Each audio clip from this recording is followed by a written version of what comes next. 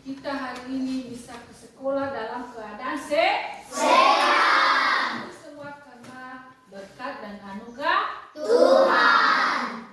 Baik, sebelum kita memulaikan pembelajaran kita, lihat teman kalian si Nanda memimpin kita dalam berdoa. Nanda ke depan. Ayo teman-teman, mari kita berdoa sesuai kepercayaan kita masing-masing.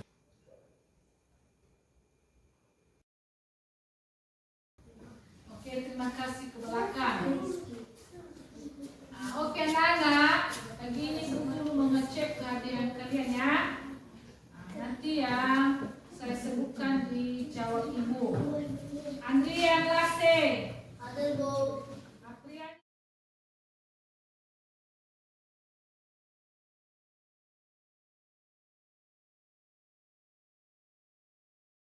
Semuanya hadir ya.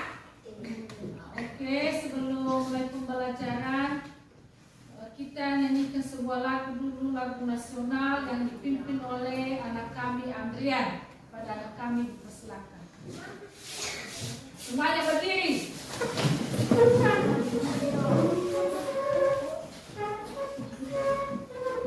Mari kita nyanyi 17 Agustus tahun berganti. 1, 3 ya. 17 Agustus tahun kembali, merdeka, selama yang masih dikandung badan. Oke, baik anak-anak, sebelum belajar kita harus semangat ya. Kalian kasih tepuk 1. Oke, tepuk 1. Tepuk 2. Tepuk 3. Tepuk 4. Tepuk 5. Tepuk konsentrasi. Aku konsentrasi karena aku ingin tahu guruku berbicara, aku yang mendengarkan. Siap. Oke, hari ini kita belajar mengenai coding dan kecerdasan artifisial. Anak-anak kami, nanti di sini ada ibu tampilkan video pembelajaran. Jadi kalian bisa menyimak video yang akan ibu tampilkan ini.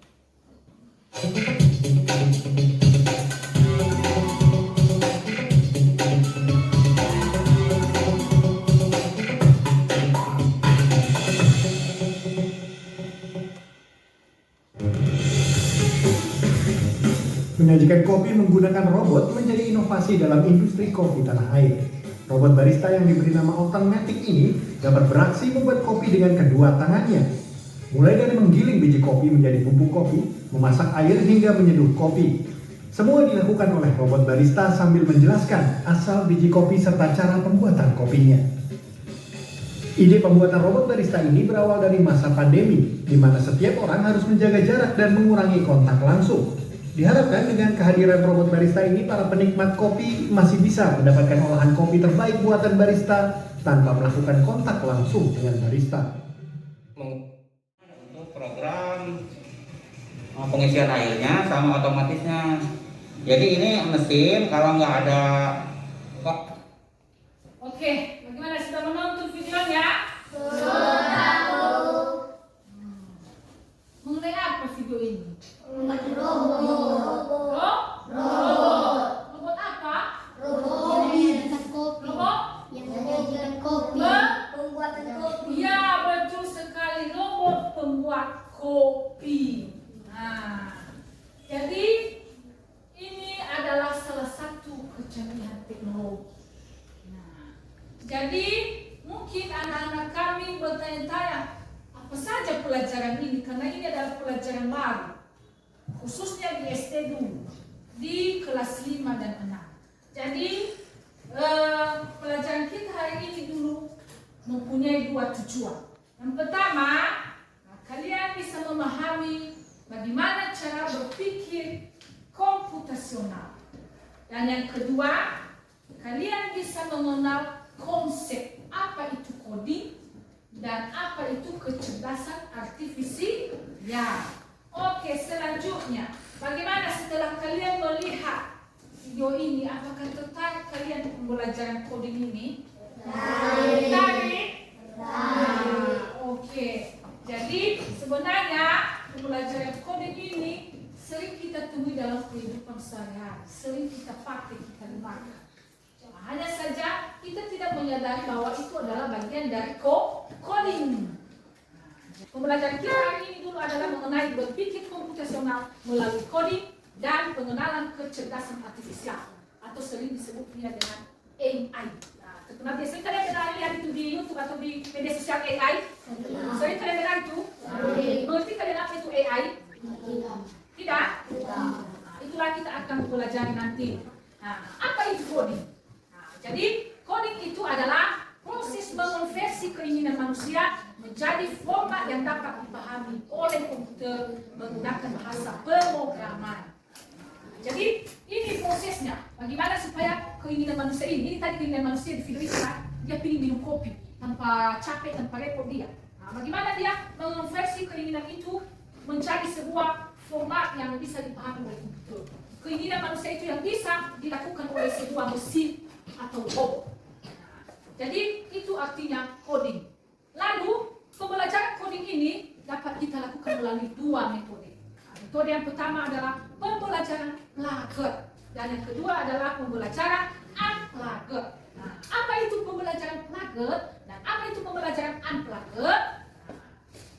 Pembelajaran plaget itu artinya menggunakan perangkat teknologi seperti komputer, laptop, tablet, atau Chromebook yang akan kalian pakai nanti di NDK.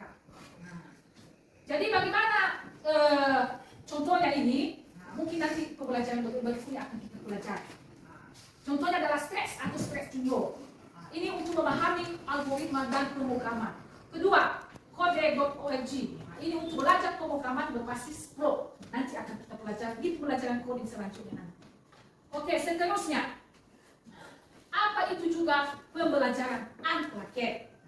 Pembelajaran unplugged ini adalah pembelajaran yang tidak menggunakan teknologi. Hanya letak pakai laptop, letak pakai komputer.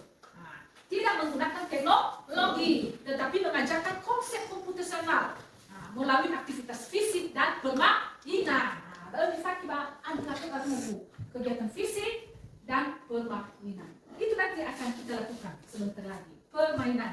Contohnya ini permainan ketua algoritma, di mana peserta ini dapat menyusun langkah-langkah membuat roti lapis contohnya. Kemudian muzzle challenge atau whole grain, di mana peserta ini membuat rute perjalanan berdasarkan instruksi. Bagaimana perjalanan dari si Udin bisa sampai ke sekolah, apa yang dia tempuh, apa rute perjalanan. Kemudian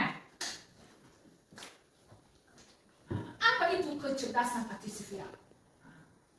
Atau sering dikenal dengan AI. Kecerdasan artifisial ini adalah pengembangan sistem dan aplikasi yang memungkinkan mesin untuk memiliki kemampuan kognitif yang mirip dengan manusia. Pengembangan sistem atau sebuah mesin atau aplikasi yang bisa atau yang memungkinkan kemampuan kognitifnya sama dengan manusia. Dari segi sebuah aplikasi atau sebuah mesin seperti robot tadi sehingga memiliki kemampuan seperti manusia. Bagaimana robot tadi bisa dia bikin kopi? Kemudian dia bisa dia jelaskan kepada pelanggan bagaimana resep membuat kopi tersebut.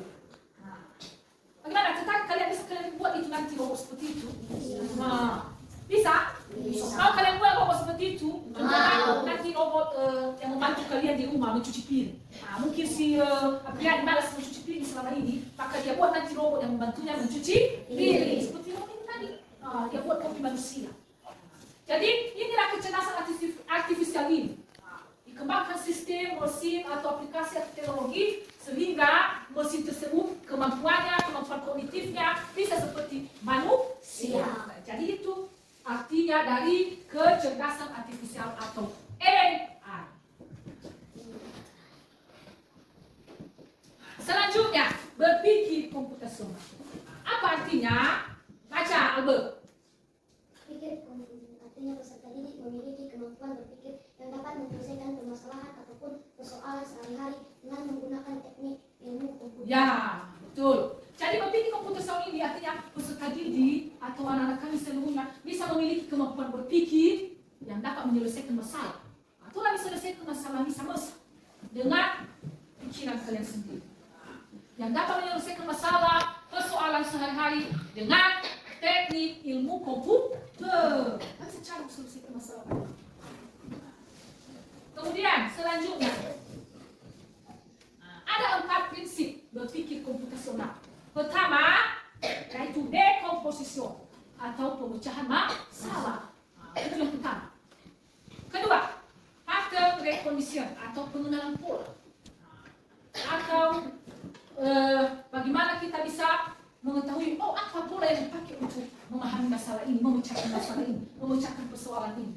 Lalu yang ketiga, abstraksi. Dan keempat adalah algoritmic thinking atau berpikir algoritma. Bagaimana itu maksudnya dekomposisi atau pemecahan masalah ini? Ini artinya memecahkan masalah kompleks menjadi bagian-bagian yang lebih kecil atau lebih mudah dikelola dan bisa dipahami dengan sederhana. Contohnya ada masalah, besok saya ulang tahun. Maka ketika saya ulang tahun besok, apa yang saya lakukan? Berarti kalian merancang bagaimana ya caranya. Kalau saya ulang tahun, saya mau bikin acara, ya kan? Dalam membuat acara itu apa yang diperlukan? Betul sekali. Berarti saya butuh kue atau makanan. Apa lagi yang dibutuhkan kalau kamu merancang sebuah pesta ulang tahun? Hiasan. Ya, hiasan atau dekorasi. Berarti saya harus menghias makan ya karena besok ulang tahun saya dirayakan. Apa lagi? Ketiga. Bukan kamu, bukan yang nonton yang menyediakan kado yang datang, ya kan? Nah, apa lagi? Selain kue atau makanan, kemudian hiasan atau dekorasi, apa lagi? Tempat. Itu semua laksanakan. Tempat di mana kamu melaksanakan perayaan ulang tahun, apakah di rumah, di gedung, atau di lapangan, atau di rumah temanmu, atau di sekolah kamu rayakan. Jadi itu adalah bagian dari pemecahan masalah. Berarti kita sudah berpikir secara dekomposisi. Kita memikirkan bagaimana caranya perayaan ulang tahun saya ini bisa berhasil sukses. Berarti kita bisa memecahkan suatu masalah. Kedua, pengenalan pola. Apa ini pengenalan pola?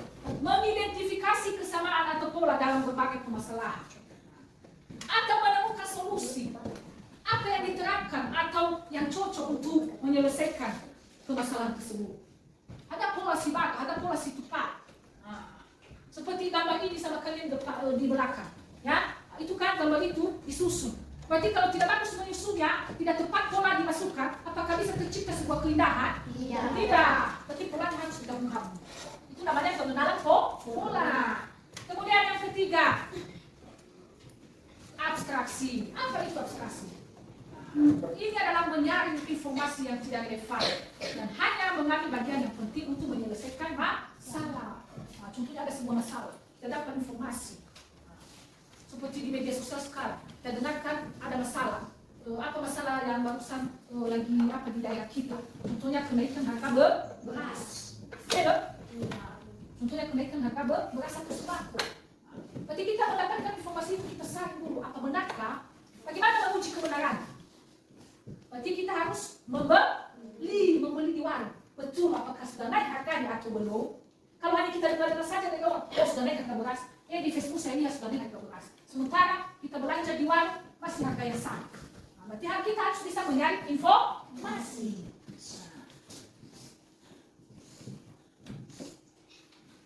Dan yang terakhir adalah algoritma thinking. Berpikir algoritma. Apa artinya? Menyusun langkah-langkah atau instruksi atau prosedur yang sistematis untuk menyelesaikan suatu masalah. Kita harus berpikir secara algoritma. Apa langkah-langkah? Apa tindakan, instruksi atau prosedur yang kita lakukan untuk menyelesaikan masalah tersebut? Contohnya tadi masalah kita adalah merayakan, persoalan kita adalah bagaimana saya bisa merayakan ulang tahun saya besok dengan meriah, dengan penuh sukacita, kebahagiaan. Berarti kamu harus bisa menyusun apa langkah-langkahnya. Bagaimana harus saya lakukan perayaan itu dengan bagus. Pertama dulu saya harus menyediakan ke tempat itu langkah-langkahnya tadi. Saya sediakan tempat dulu di mana? Di sekolah kah, di rumah kah, atau di gedung? Dia sewa gedung supaya lebih meriah ulang tahun. Jadi anak-anak kami semuanya itu adalah keempat berpikir komputasional. Peserta didik harus memiliki 4 atau mengerti atau memahami, berpikir secara komputasional. Seperti yang sudah Ibu jelaskan tadi. Bagaimana? Bisa dimengerti? Bisa, Bu. Ada yang ditanyakan? Tidak. Oke. Baik, anak-anak kami di sini, Ibu sudah menyediakan sebuah tugas atau permainan yang kalian selesaikan secara berkelompok. Permainan ini dalam bentuk permainan coding atau unplugged tadi tanpa menggunakan laptop atau komputer. Sudah Ibu print. Jadi ada beberapa tantangan atau rute perjalanan yang harus kamu pecahkan. Bagaimana supaya bisa sampai dia di sekolah, atau bagaimana dia bisa si astronot ini bisa keluar ke luar angkasa. Jadi dikerjakan secara berkelompok. Ini untuk kelompok 1. Untuk kelompok 2. Kemudian kelompok 3. Kelompok 4. Dan ini adalah untuk kelompok 5. Kode warna sesuaikan seperti contohnya ini ada kode 1.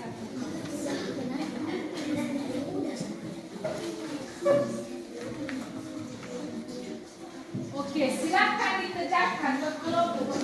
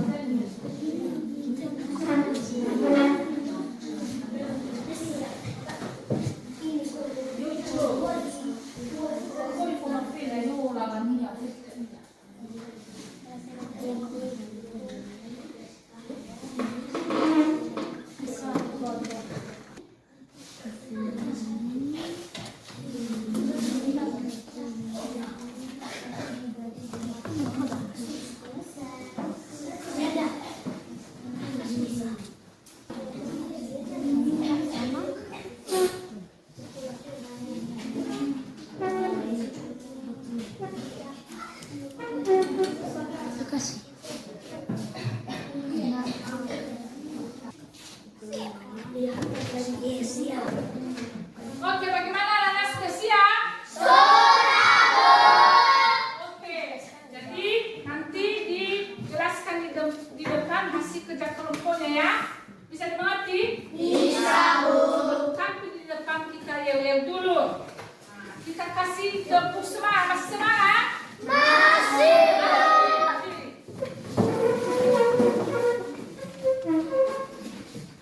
Tepuk semangat. Dang dang dang. Deng deng deng. Dong dong dong. Dang dang dang. Deng deng deng. Dong dong dong.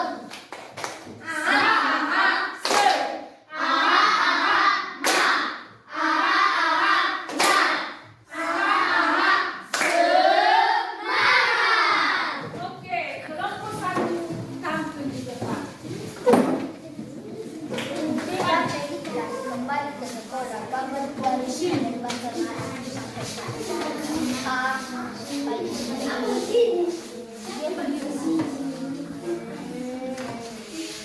Oke. Oke, dia dijelaskan kelompok 1 hasil kerjanya. Baik teman-teman, kalian akan dijelaskan kerjasama kami yang kami laksanakan tadi.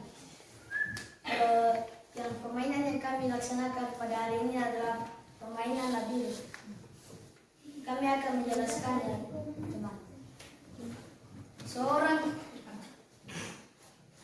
Seorang anak-anak yang susah mendapatkan rute jalan ini dan dia rute jalan ini ke sekolah.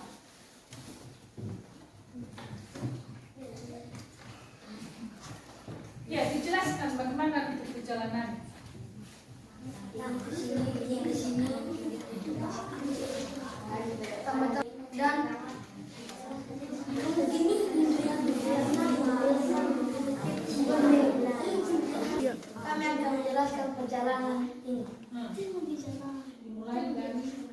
Dimulai dari kembali ke sekolah.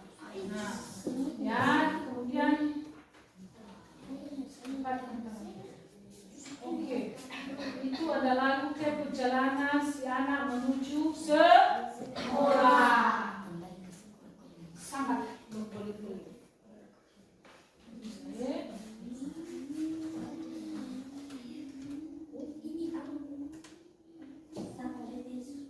Sampai sekolah.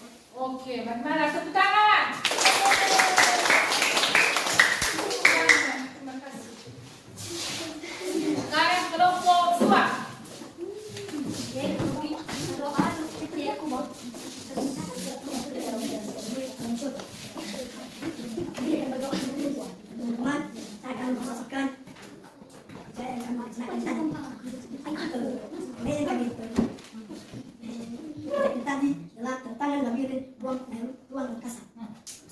Oke, silakan.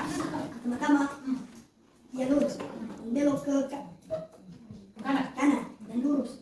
Dia berbelok ke kanan lagi dan lurus, belok ke kiri, lurus dan belok ke kiri lagi. Dan lurus. Nah, sampai lagi yang sampai kedua. di ruang kasar. Ya, betul sekali, tepuk tangan. Oke, ke belakang. Sekarang kelompok 3. Depan.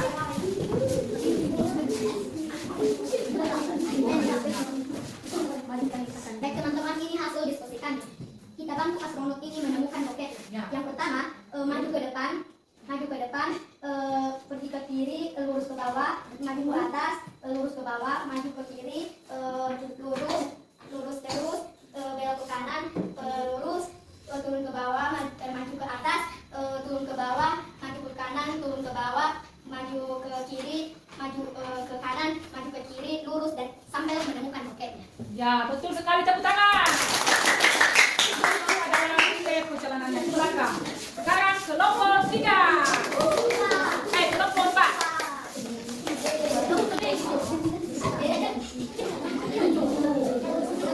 Tengah-tengah kamu. Oke. Kami akan Oke.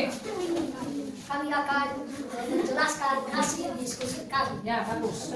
Mari kita bantu anak-anak yang pergi ke sekolah. Ya, bagus. Pertama-tama anak laki-laki A. Dia Pak Jumawa. si A pergi ke sini, Nah, si B pergi ke sini, dan si C pergi ke sini, dan si D ke sini. bagaimana rute perjalanan mereka? Si A saja. Si A melalui perjalanan ia belok Lu ke saja kanan. Ya, perjalanannya luar biasa. Ya, tepuk tangan. Oke, terima kasih. Silakan ke belakang. Sekarang kelompok 5.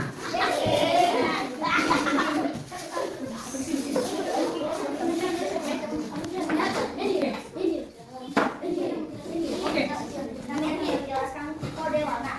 Yang pertama, sudah menentukan kodenya. Kode pertama adalah 2 ke 5. 2 ke 5. 1 ke 5 ke 1. Dan 1 ke 8 dan 8 ke 6 dan 6 ke 3. Terima kasih. Oke, bagaimana? Jadi itu adalah mengucapkan kode warna. Oke, terima kasih, tepuk tangan untuk kelompok 5.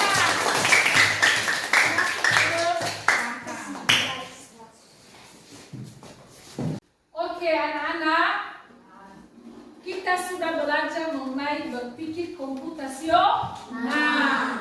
Maka sebelum mengakhiri pelajaran kita, Ibu dulu mau bertanya. Apa itu berpikir komputasional? Ada yang tahu? Saya Bu. Oke, apa? Artinya, peserta didik memiliki kemampuan berpikir yang dapat menyelesaikan permasalahan ataupun persoalan sehari-hari dengan menggunakan teknik ilmu komputer. Bagus, tepuk tangan. Oke, kemudian berpikir komputasional memiliki 4 pola pikir. Apa 4 pola pikir berpikir komputasional itu? Ada yang tahu?